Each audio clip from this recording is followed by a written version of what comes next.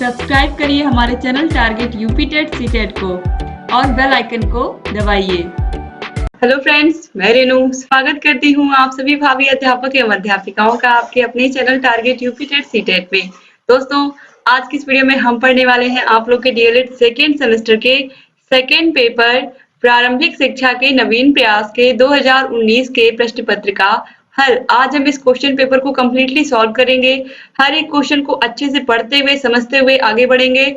और आप लोगों को ऑलरेडी ऐसा कि पता है कि चाहे आपका फर्स्ट पेपर हो, सेकेंड पेपर हो, बच्चों को कंफ्यूजन बहुत होती है। हर एक विषय के हर एक टॉपिक का अलग अलग वीडियो मैंने बनाया है, वो भी अपने हाथों से लिख करके आप लोग देख सकते हैं। मैंने खुद बनाया है, आप ही लोगों के लिए वो वीडियोस बनाए हैं ताकि आप लोगों का छोटे से छोटा कॉन्सेप्ट क्लियर हो, चाहे वो स्कूल चलो अभियान हो, सर्व शिक्षा अभियान हो, ऑपरेशन ब्लैक बोर्ड हो, मध्याह्न भोजन योजना हो, ऐसा कोई भी योजना, जितनी भी योजनाएं सरकार ने बनाई है आपको सभी योजनाएं मिल जाएंगी। बहुत ही अच्छे से मैंने पढ़ाया है। इसके अलावा हर एक टॉपिक का हमने इम्पोर्टेंट क्वेश्चन भी करवाया है।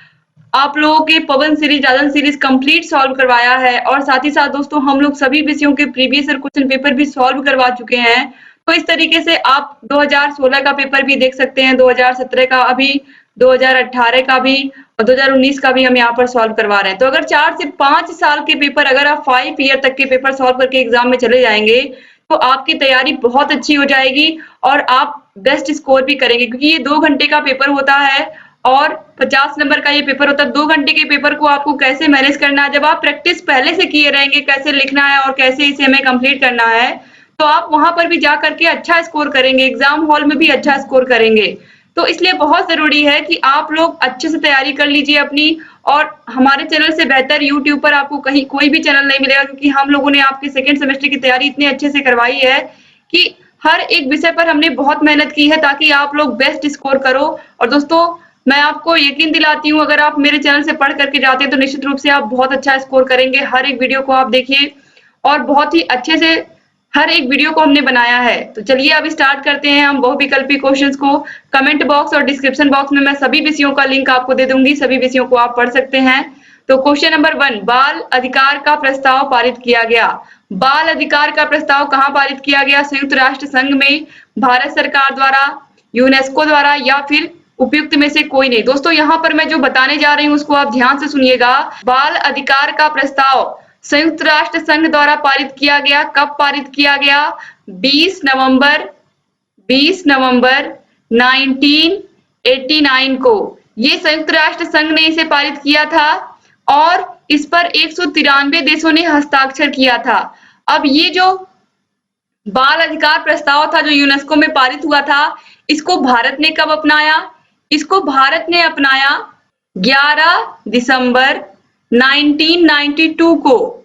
11 दिसंबर 1992 को इसको भारत ने अपनाया। तो आप याद रखिएगा कि बाल अधिकार को भारत ने कब अपनाया? 11 दिसंबर 1992 को। तो इस तरीके से अगर आप याद रखोगे तो आप कभी नहीं भूलोगे कि 20 नवंबर 1989 को संयुक्त राष्ट्र संघ ने इसे बाल अधिकार की घोषणा की और भारत सरकार ने कब घोषणा की थी? 11 दिसंबर 1992 को। इस तरीके से याद रख सकते हैं आप। इसके बाद क्वेश्चन नंबर 2 है, शिक्षा को संविधान की किस अनुसूची में रखा गया है? सूचियां 3 प्रकार की हैं, केंद्र सूची, राज्य सूची और समवर्ती सूची। तो जो केंद्र सूची होती है उस पर केंद्र सरकार कानून बनाती है, जो राज्य सूचियां होती हैं उसमें राज्य सरकारें कानून बनाती हैं। और जिन पर दोनों ही कानून बना सकते हैं, चाहे राज्य सरकार हो चाहे केंद्र सरकार, वो सूची होती है समवर्ती सूची। तो शिक्षा को समवर्ती सूची के अंतर्गत रखा गया है। इस पर केंद्र सरकार भी कानून बना सकती है और राज्य सरकारें भी कानून बना सकती हैं। इसके बाद क्वेश्चन नंबर 3 है, भारत में आधुनिक शिक्षा का जन्मदाता किसे कहा जाता है? चार्ल्स ग्रांट, क्लाइव बेंटिक या फिर कार्नवालिस? राइट आंसर है ऑप्शन आ, चार्ल्स ग्रांट को कहा जाता है आधुनिक शिक्षा का जन्मदाता। कहाँ? भारत में। क्वेश्चन नंबर 4 है, निःशुल्क और अनिवार्य शिक्षा का अधिकार अधिनियम 2009 किस अनुच्छेद के द्वारा बनाया गया? Most important question. 21 का, 27, 29 का या फिर 23 का? आप में से सभी बच्चों को इसका आंसर पता है कि निःशुल्क एवं अनिवार्य शिक्षा का अधिकार अधिनियम 2009 किस अनुच्छेद द्वारा बनाया गया? किस अनुच्छेद में ये कहा गया है कि 6 से लेकर के 14 वर्ष तक के बालकों की शिक्षा निःशुल्क और अनिवार्य शिक्षा हर एक राज्य का दायित्व है? ये कहा गया है अनुच्छेद 21 ए में या 21 का में। ऑप्शन आ बिल्कुल सही है।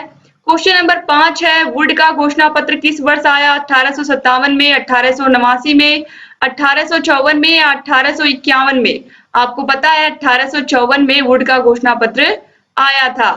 क्वेश्चन नंबर 6 है, देश के प्रत्येक जनपद में डाइट की स्थापना की संस्तुति किस राष्ट्रीय शिक्षा नीति के तहत की गई? तो आपको अच्छे से पता है कि ऑपरेशन ब्लैक बोर्ड, ओबी, इसके अलावा डाइट, इन दोनों की स्थापना नई राष्ट्रीय शिक्षा नीति 1986 के अंतर्गत किया गया था। तो ऑप्शन आ जो है ये बिल्कुल सही है।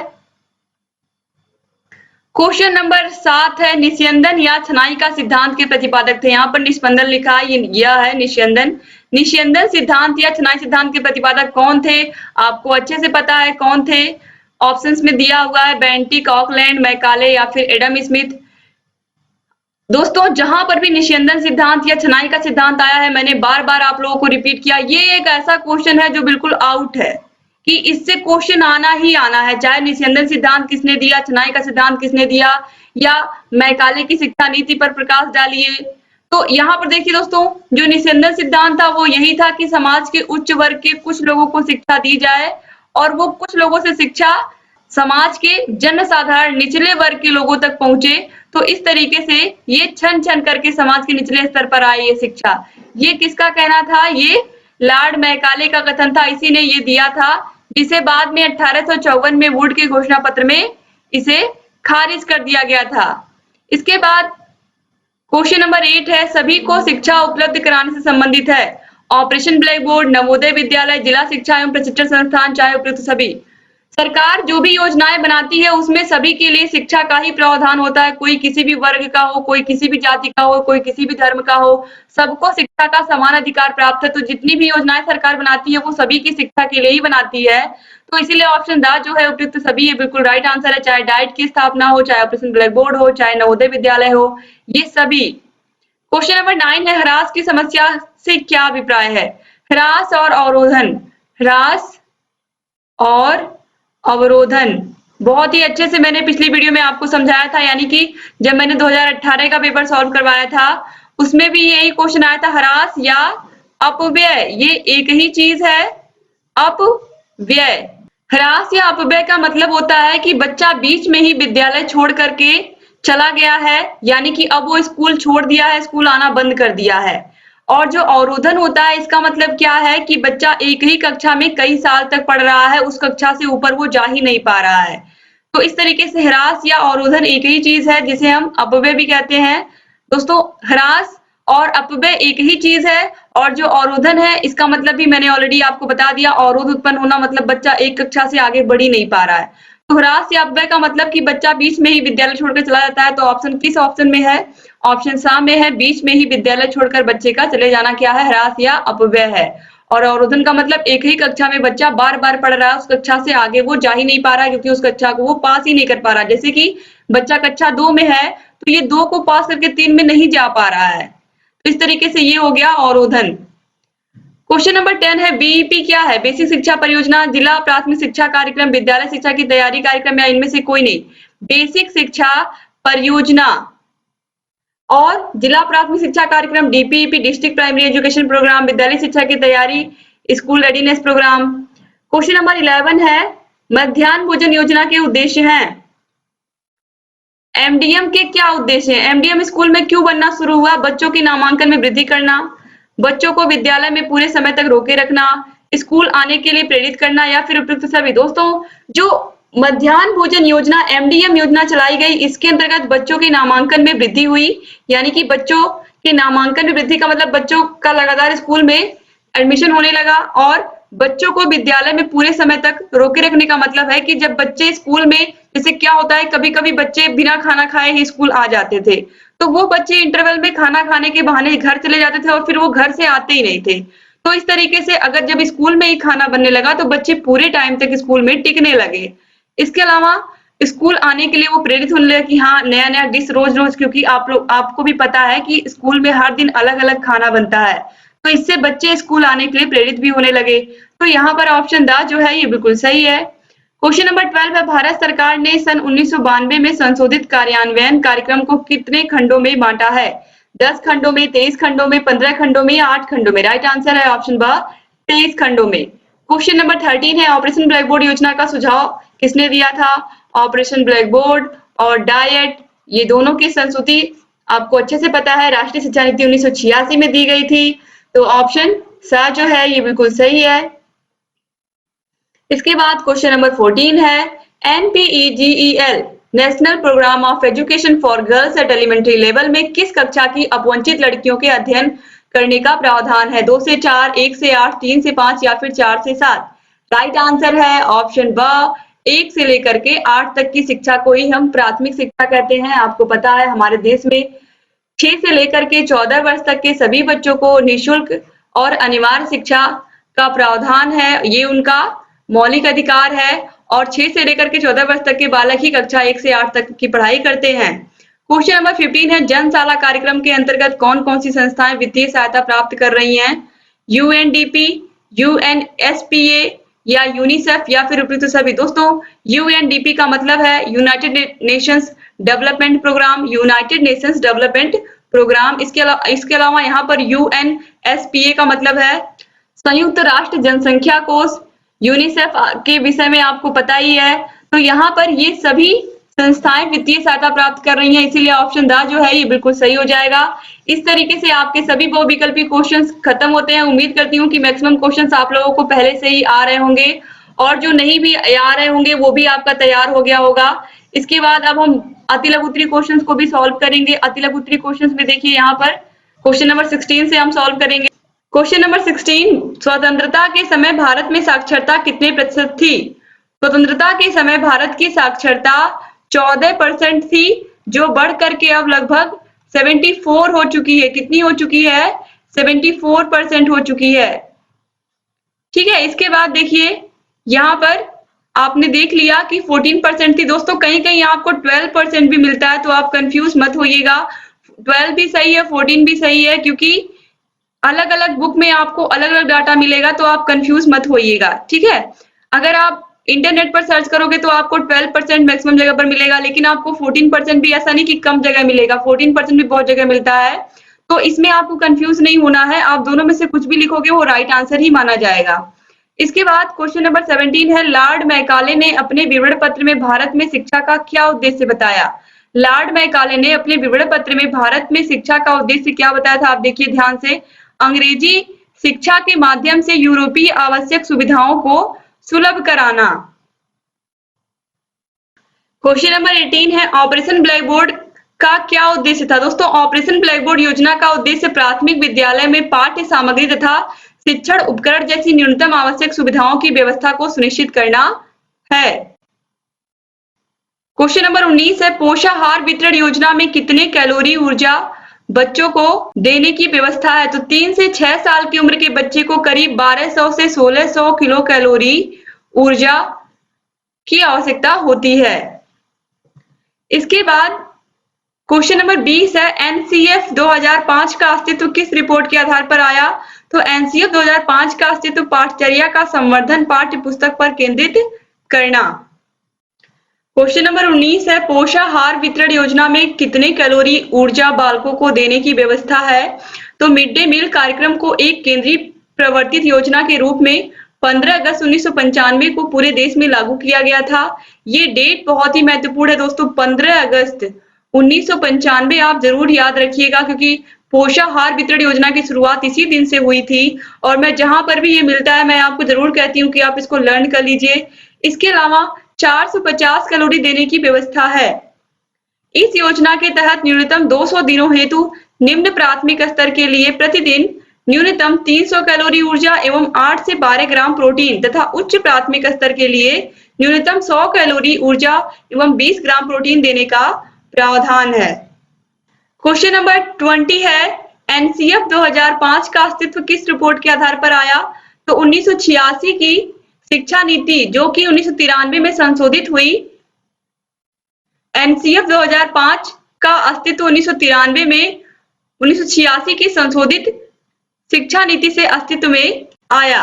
दोस्तों यहाँ पर बताया गया है कि जो 1986 की राष्ट्रीय शिक्षा नीति थी, इसका संशोधित रूप आया था 1993 में। 1993 क्यों लिखा है? क्योंकि 1992 में यशपाल समिति का गठन हुआ था और उन्होंने अपनी रिपोर्ट 1993 में दे दी थी।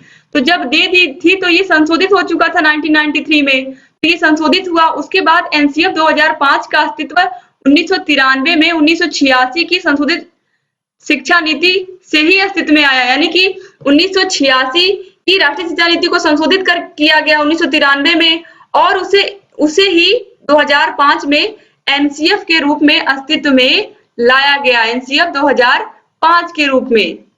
इसके बाद क्वेश्चन नंबर 21 है, शिक्षा के सार्वभौमिकरण से क्या आशय है? शिक्षा का सार्वजनिकरण या लोकव्यापीकरण या सार्वभौमिकरण का शाब्दिक अर्थ है शिक्षा का किसी स्तर तक सभी लोगों के लिए अनिवार्य एवं निःशुल्क रूप से उपलब्ध होना।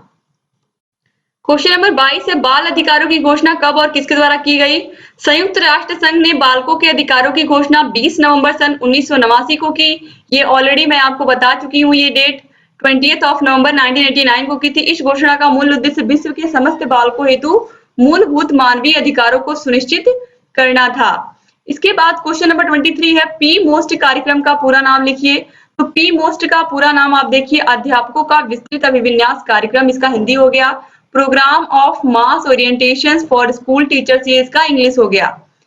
क्वेश्चन नंबर 24 है, विद्यालयोन्मुखी कार्यक्रम से आप क्या समझते हैं? विद्यालयोन्मुखी कार्यक्रम का अर्थ है विद्यालय की ओर उन्मुख करने वाला कार्यक्रम, अर्थात यह कार्यक्रम जिसके द्वारा बच्चे विद्यालय के प्रति आकर्षित हों, अर्थात वह कार्यक्रम जिसके द्वारा बच्चे विद्यालय के प्रति आकर्षित हो, इसे हम क्या कहते हैं? इसे हम कहते हैं school readiness programme.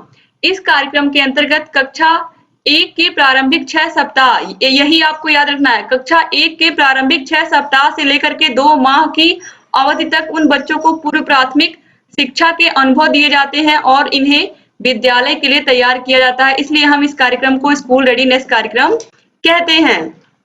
Question number 25 है, संपूर्ण साक्षरता अभियान का प्रेरक वाक्य क्या है? दोस्तों, संपूर्ण साक्षरता अभियान का प्रेरक वाक्य है एक पढ़ाए एक। आप याद रखिएगा, ये बहुविकल्पी क्वेश्चन में भी पूछा गया है और बहुत सारे बच्चे इतना आसान सा क्वेश्चन गलत करके आ जाते हैं, तो आप लोगों को ऐसा नहीं करना है।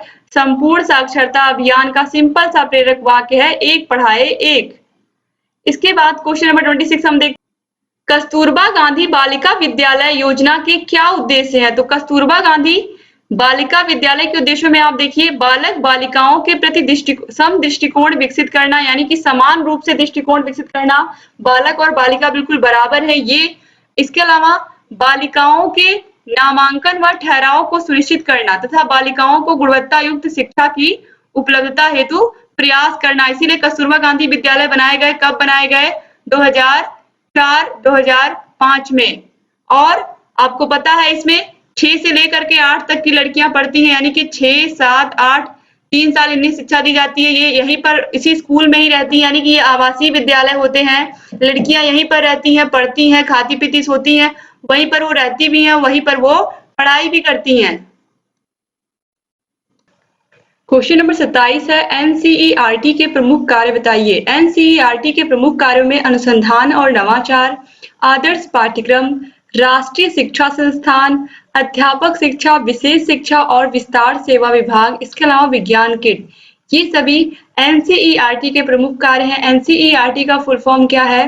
राष्ट्रीय शैक्षिक अनुसंधान एवं प्रशिक्षण परिषद। इसी के अलावा एससीईआरटी का भी आप फुल फॉर्म जानिए, राज्य शैक्षिक अनुसंधान एवं प्रशिक्षण परिषद। एनसीईआरटी का मुख्यालय नई दिल्ली में, एससीईआरटी का मुख्यालय आपके उत्तर प्रदेश में लखनऊ में है। ये भी बार बार एग्जाम में पूछा गया है, याद रखिएगा। क्वेश्चन नंबर 28 है, डीपीईपी का प्रारंभ किस योजना के आधार पर किया गया? डीपीईपी का सबसे पहले full form district primary education programme, जिला प्राथमिक शिक्षा कार्यक्रम।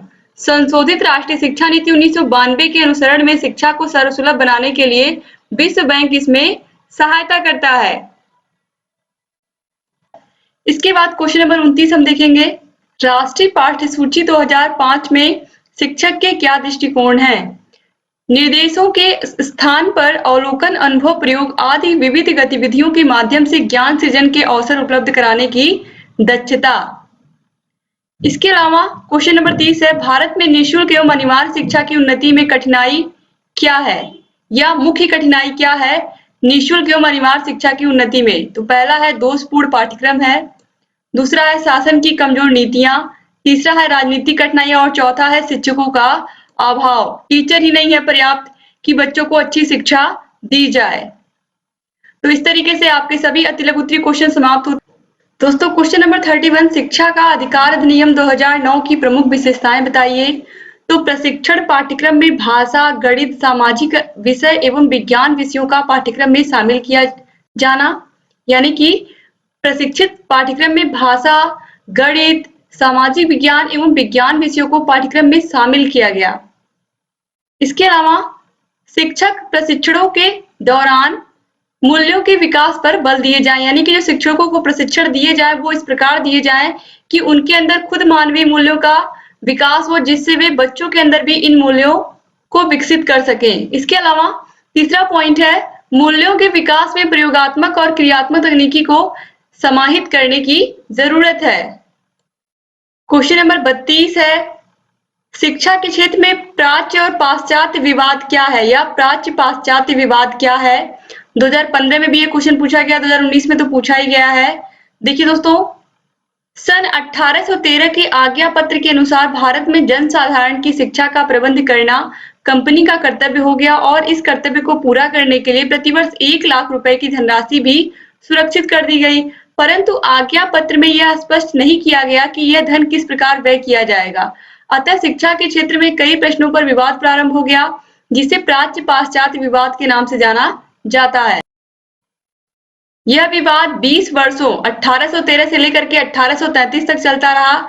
यह विवाद निम्नलिखित विषयों पर था। विवाद का विषय, भारत में अंग्रेजी शिक्षा का उद्देश्य, लक्ष्य, माध्यम तथा साधन क्या होना चाहिए। इन विवादास्पद प्रश्नों को लेकर शिक्षा के क्षेत्र में 3 प्रमुख वर्ग बनाए गए, प्राच्य शिक्षावादी, पाश्चात्य शिक्षावादी और लोक भाषावादी। यानी कि भारत में कुछ लोग ऐसे थे जो चाहते थे कि प्राचीन भारतीय संस्कृति के हिसाब से, जैसे वैदिक संस्कृति में पाठ्यक्रम बच्चों का चलता था, संस्कृत पढ़ाई जाती थी, हर एक विषय पढ़ाए जाते थे और भारतीय संस्कृति उसमें निहित होती थी, तो इस तरीके से शिक्षा दी जाए। लेकिन जो पाश्चात्य शिक्षावादी थे वो अंग्रेजी शिक्षा को बढ़ावा देना चाहते थे और वो सोचते थे कि जो धन है 1 लाख रुपए का वो सब पाश्चात्य शिक्षा पर खर्च हो। तो इस तरीके से अलग अलग लोगों के अलग अलग मत थे। क्वेश्चन नंबर 33 है, ऑपरेशन ब्लैक बोर्ड कार्यक्रम के महत्व को स्पष्ट कीजिए। दोस्तों ऑपरेशन ब्लैक बोर्ड आप सभी को अच्छे से पता है कि नई राष्ट्रीय शिक्षा नीति 1986 के अंतर्गत ये बना था और ऑपरेशन ब्लैक बोर्ड 1987 और 1988 से ये कार्य करना भी प्रारंभ कर दिया था ये योजना। तो ऑपरेशन ब्लैक बोर्ड योजना एक केंद्रीय प्रायोजित कार्यक्रम है जिसे 1986 में देश के समस्त प्राथमिक विद्यालयों को न्यूनतम सुविधाएं प्रदान करने हेतु जारी किया गया था। इस योजना का मुख्य उद्देश्य प्राथमिक शिक्षा में छात्रों को आवश्यक संस्थागत उपकरण और निर्देशक सामग्री उपलब्ध करा के अध्ययन में मदद करना है। यानी कि आपको पता है ऑलरेडी ऑपरेशन ब्लैक बोर्ड योजना के अंतर्गत किसी भी विद्यालय में 2 कमरे और 2 शिक्षकों का होना अनिवार्य, जिसमें से एक महिला शिक्षिका हो।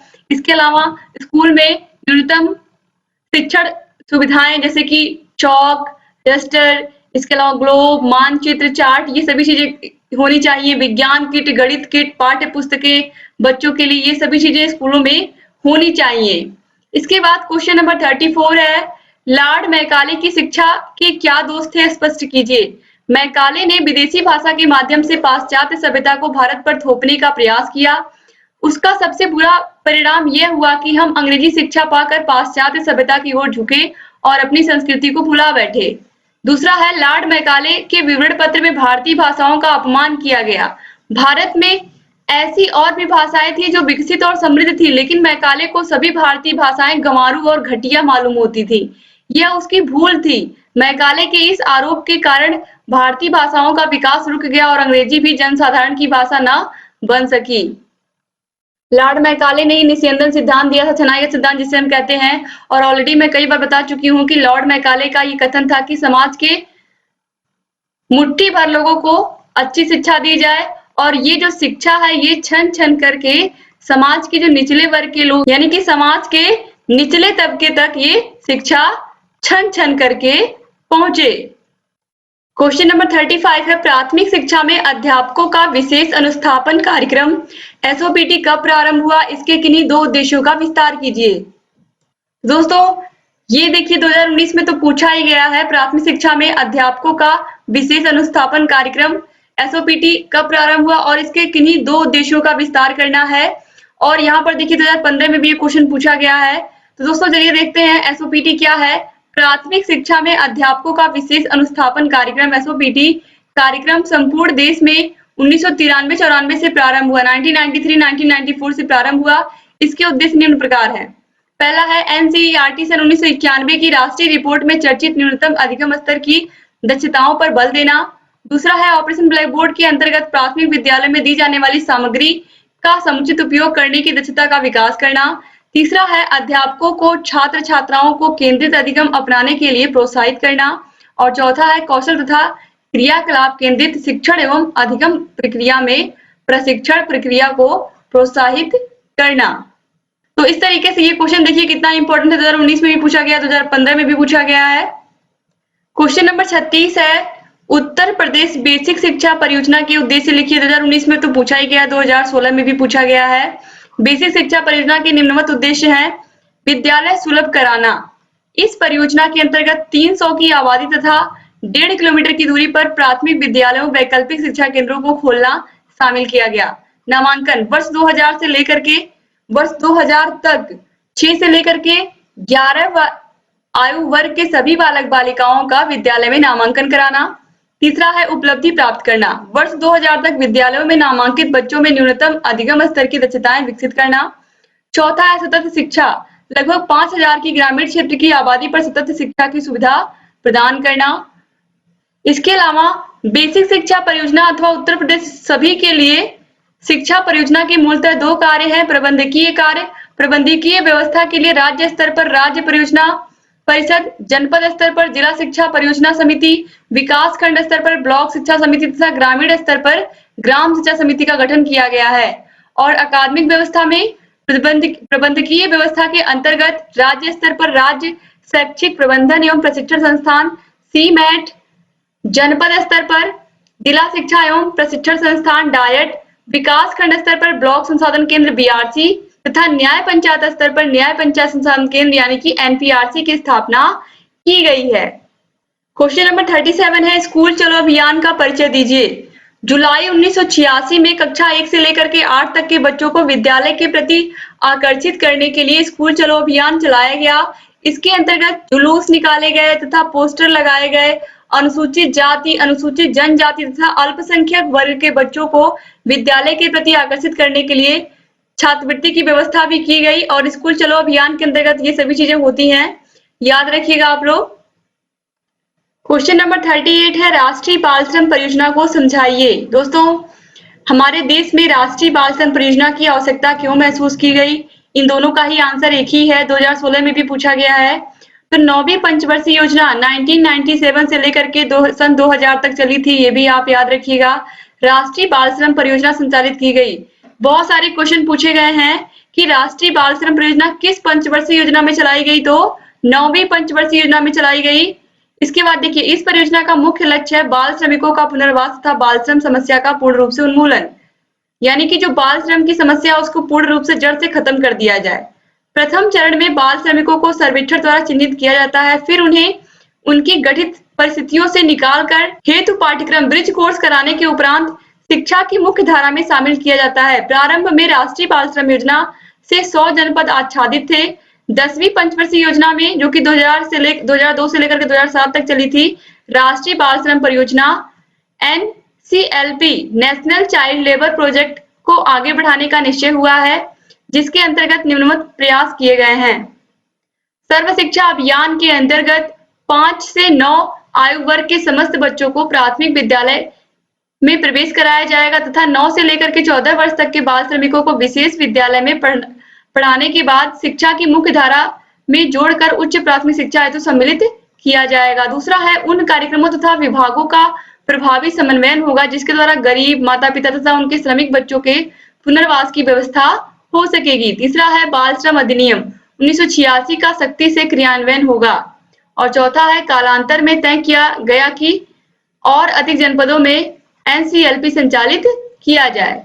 क्वेश्चन नंबर 39 है वुड के घोषणा पत्र की प्रमुख विशेषताओं का उल्लेख करिए, या फिर वुड के घोषणा पत्र को हम भारतीय शिक्षा का महाधिकार पत्र या भारतीय शिक्षा का मैग्ना कार्टा क्यों कहते हैं, तो इसकी विवेचना करनी है हमें। साथ ही साथ वुड के घोषणा पत्र की मुख्य विशेषताएं हमें देखना है, तो चलिए देखते हैं। पहला है शिक्षा के स्तर को ऊंचा उठाने के लिए घोषणा पत्र ने शिक्षक, प्रशिक्षक, विद्यालय खोलने और शिक्षकों को अच्छा वेतन देने का सुझाव दिया। दोस्तों यहाँ पर देखिए बहुत बड़ी चीज कही गई है, शिक्षक कब अच्छे से बच्चों को पढ़ा पाएगा। शिक्षक बच्चों को तभी अच्छे से पढ़ा पाएगा जब वो मेंटली फ्री हो। मेंटली कब वो फ्री होगा, जब उसकी आर्थिक स्थिति अच्छी होगी। जैसे कि आज के टाइम में क्या है, शिक्षकों को परमानेंट करना बहुत जरूरी है। दोस्तों अगर वो हमेशा अपनी रोजी रोटी के बारे में ही, अपने घर परिवार को चलाने के बारे में ही सोचेगा, किस तरीके से मेरी स्थिति है, कैसे मैं आगे बढ़ूंगा या कैसे मेरे घर की स्थिति चलेगी, तो अगर टीचर हमेशा यही सोचने में लगा रहेगा तो वो बच्चों को अच्छी शिक्षा कब देगा। इसीलिए स्कूल में टीचर का प्रशिक्षित होना बहुत जरूरी है, साथ ही साथ उनके वेतन का भी अच्छा होना बहुत जरूरी है। ठीक है, अब देखिए इसके बाद इस घोषणा पत्र द्वारा प्रथम बार यह अनुभव किया गया कि भारतीयों की शिक्षा का दायित्व सरकार पर है। तीसरा है इसमें छनाई के सिद्धांत को अस्वीकार किया गया, यानी कि जो मैकाले ने दिया था निस्यंदन का सिद्धांत, उसे क्या किया गया, उसे अस्वीकार कर दिया गया और जन शिक्षा के प्रसार पर बल दिया गया। इसके बाद चौथा है इस घोषणा पत्र के द्वारा पहली बार संपूर्ण देश के लिए एक व्यापक शिक्षा योजना प्रस्तुत की गई, जिसमें प्राथमिक शिक्षा से लेकर के विश्वविद्यालय तक की शिक्षा को स्थान दिया गया। पांचवा है घोषणा पत्र के द्वारा एक निश्चित शिक्षा नीति को स्वीकार किया गया और शिक्षा के उद्देश्य निर्धारित किए गए। छठवां है प्रत्येक प्रांत में शिक्षा विभाग की स्थापना करके शिक्षा को सुव्यवस्थित और सुसंगठित बनाने का प्रयास किया गया। सातवां है शिक्षा प्राप्ति के लिए निर्धन छात्रों को छात्रवृत्तियां देने की सिफारिश की गई। आठवां है भारतीय भाषाओं में पुस्तकें लिखवाने की व्यवस्था की गई। नौवां है भारतीय शिक्षा संस्थाओं के पुनरुत्थान की ओर ध्यान दिया गया। 10वां है अंग्रेजी भाषा के साथ साथ देसी भाषाओं को भी माध्यम के रूप में स्वीकार किया गया और पाठ्यक्रम में शामिल किया गया। तो श्री जेम्स ने इस घोषणा पत्र को भारतीय शिक्षा का महाधिकार पत्र या भारतीय शिक्षा का मैग्ना कार्टा कहा है। भारतीय शिक्षा में जो उससे पूर्व हुआ वह इसकी ओर संकेत करता है और जो इसके उपरांत हुआ वह इसी से निकलता है। क्वेश्चन नंबर 40 है शिक्षा बिना बोझ के इस संदर्भ में यशपाल समिति के मुख्य सुझाव क्या थे। हमारी शिक्षा व्यवस्था की एक बहुत बड़ी त्रुटि यह है कि अधिक पढ़ाई कराई जाती है परंतु बच्चे बहुत कम सीखते या समझते हैं। बस्ते का बोझ तो बहुत बहुत बड़ा होता है लेकिन बच्चे सीख बहुत कम पाते हैं। इसीलिए शिक्षा बिना बोझ के यशपाल समिति गठित की गई, स्पेशली इसीलिए कि शिक्षा बिना बोझ की हो, अर्थात शिक्षा का बोझ इतना बड़ा ना हो बल्कि बच्चे पढ़े कम लेकिन सीखे ज्यादा, इस तरीके की सोच होनी चाहिए। तो यहाँ पर यशपाल समिति ने वही मुख्य रूप से कुछ सुझाव दिए हैं कि कैसे हम बच्चों की पढ़ाई को अच्छा बना सकते हैं, कैसे इंटरेस्टिंग बना सकते हैं। पब्लिक स्कूलों की प्राथमिक कक्षाओं में बच्चों के स्कूल बस्ते की औसतन भार 4 किलोग्राम के लगभग है। हम जिस बोझ का अध्ययन करना चाहते हैं वह न केवल भौतिक बोझ है बल्कि सीखने का बोझ भी है, जो भी स्थानों पर विभिन्न प्रकार के विद्यालयों में पढ़ने वाले बच्चे सभी बच्चों पर है। चौथा है बचपन के शुरू के दिनों से ही बच्चे, विशेषकर मध्यम वर्गों के बच्चे, गृह कार्य, ट्यूशन तथा विभिन्न प्रकार की कोचिंग कक्षाओं में भाग लेने के लिए विवश हो जाते हैं। अवकाश तो उनके लिए दुर्लभ वस्तु हो गया है। पांचवा है बच्चों को रोज की दिनचर्या में अपनी सहज प्रकृति या क्षमताओं को दिखाने का अवसर नहीं मिलता है। उन्हें खेलने, साधारण आनंद लेने, सोचने समझने और विश्व को जानने का समय ही नहीं मिलता है। तो इस तरीके से यहाँ पर बच्चों के दर्द को बहुत ही अच्छे से बयां किया गया है कि बच्चा स्कूल से छूटता है तो वो कोचिंग, ट्यूशन चला जाता है, फिर उसके बाद स्कूल का होमवर्क पूरा करता है, फिर कोचिंग में मिला हुआ होमवर्क पूरा करता है। उसके पास ना सही से खेलने का टाइम होता है, ना सही से खाने पीने का टाइम होता है, ना सही से सोने का टाइम होता है। तो बच्चे का अगर देखा जाए तो उसकी जो मेंटल हेल्थ है उस पर भी बहुत बुरा प्रभाव पड़ता है और जो फिजिकल हेल्थ है उस पर भी बहुत बुरा प्रभाव पड़ता है, क्योंकि केवल सारा ध्यान केवल और केवल पढ़ाई पर, जबकि पढ़ाई के अलावा बच्चों के खेल पर भी ध्यान देना चाहिए। लेकिन खेल तो कहीं यहाँ पर आया ही नहीं। बच्चा स्कूल दिन भर रहा, स्कूल के बाद वो घर आया, घर के बाद उसको ट्यूशन आपने लगा दिया, कोचिंग में लगा दिया, उसी में वो व्यस्त हो गया। तो इस तरीके से कैसे हम बच्चों की शिक्षा के बोझ को कम कर सकते हैं, इसके बारे में यशपाल समिति ने अच्छे से बताया। तो दोस्तों इस तरीके से जितने भी क्वेश्चन थे यहाँ पर सभी क्वेश्चंस को आप लोगों ने अच्छे से देखा, सभी क्वेश्चंस को अच्छे से पढ़ा और जितने भी क्वेश्चन यहाँ पर हैं सभी क्वेश्चन उम्मीद करती हूँ आपको समझ में आए होंगे। दोस्तों अगर ये वीडियो अच्छा लगा है तो प्लीज इस वीडियो को लाइक कर दीजिए और आपके जितने भी फ्रेंड्स हैं सभी इस वीडियो को शेयर भी कर दीजिए सभी लोगों को, चाहे व्हाट्सएप ग्रुप हो, कॉलेज का ग्रुप हो, जहां पर भी आपको लगे कि आपके दोस्तों को भी इस वीडियो की जरूरत है प्लीज शेयर कर दिया करें। और दोस्तों अगर अभी तक आपने हमारे चैनल को सब्सक्राइब नहीं किया तो प्लीज सब्सक्राइब कर दीजिए और दोस्तों आपको डिस्क्रिप्शन बॉक्स और कमेंट बॉक्स में सभी विषयों की लिंक मिल जाएगी। आप हमारे सभी वीडियोस को कभी भी कहीं भी आप देख सकते हैं, जब भी आपके पास समय हो। यहाँ पर आपको आई बटन मिल जाएगा, आई बटन पर आप जैसे ही क्लिक करेंगे अब तक हमने जितनी भी वीडियोस बनाई हैं आपको सभी विषयों की लिंक यहाँ से मिल जाएगी। हर विषय के हर एक वीडियो को आप बहुत ही अच्छे से देखिए, समझिए, ताकि आपका जो कॉन्सेप्ट है वो क्लियर हो सके। और जहां कहीं भी किसी प्रकार की समस्या आए आप कमेंट बॉक्स में हमसे बताइए, हम आपकी सभी समस्याओं का समाधान करेंगे और लगातार आप लोगों के लिए ऐसे ही वीडियोस लेकर के आते रहेंगे। अगर आपको अपनी तैयारी अच्छी करनी है और एग्जाम में अच्छे से अच्छे मार्क्स लाने हैं दोस्तों तो आप हमारे सभी वीडियोस को पढ़ डालिए। अभी भी आपके पास बहुत समय है, अगर आप मेहनत से पढ़ डालेंगे सभी वीडियोस को तो निश्चित रूप से आपके बहुत अच्छे मार्क्स आने वाले हैं। दोस्तों अगर अभी तक आपने हमारे टेलीग्राम को ज्वाइन नहीं किया तो प्लीज टेलीग्राम को ज्वाइन कर लीजिए। यहाँ पर आपको सभी विषयों की फ्री पीडीएफ मिलती है और सभी विषयों की वीडियोस भी समय से मिलती रहती हैं। अगर नोटिफिकेशन नहीं भी गया तो भी यहाँ से वीडियोस लगातार आपको मिल जाती हैं। तो बस ऐसे ही बने रहिए, सभी वीडियोस को देखते रहिए और जहाँ कहीं भी कोई भी समस्या है हमसे पूछते रहिए। तो एक बार फिर से आप सभी लोगों का बहुत बहुत धन्यवाद वीडियो में शुरू से लेकर के अंत तक बने रहने के लिए। इस तरीके से 2019 का भी पेपर आज हमने कंप्लीट कर दिया आप लोगों के सेकेंड पेपर का। अब आप 2016, 2017, 2018, 2019 सभी के पेपर्स को अच्छे से सॉल्व कर सकते हैं और आपकी कितनी तैयारी है आप चेक कर सकते हैं। तो एक बार फिर से दोस्तों आप सभी लोगों का बहुत बहुत धन्यवाद। मिलते हैं नेक्स्ट वीडियो में, तब तक अपना ख्याल रखिएगा, अपने परिवार का ख्याल रखिएगा और ऐसे ही हमारे चैनल से बने रहिएगा। जय हिंद।